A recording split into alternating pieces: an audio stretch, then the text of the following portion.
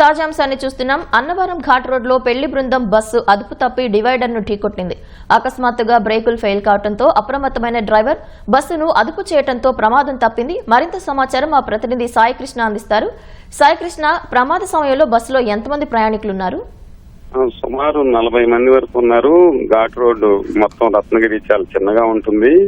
ఒక్కసారిగా బ్రేకులు ఫెయిల్ అవడంతో డ్రైవర్ గుర్తించారు. వెంటనే దాన్ని ఎట్లా అదుపు చేయాలని ఆయన ప్రయత్నం చేయడంతో ఎదురుగా ఉన్న డివైడర్ తో పాటు విద్యుత్ స్తంభాన్ని జాగ్రత్తగా దాన్ని ఢీకొట్టి బస్సునైతే ఆపారు.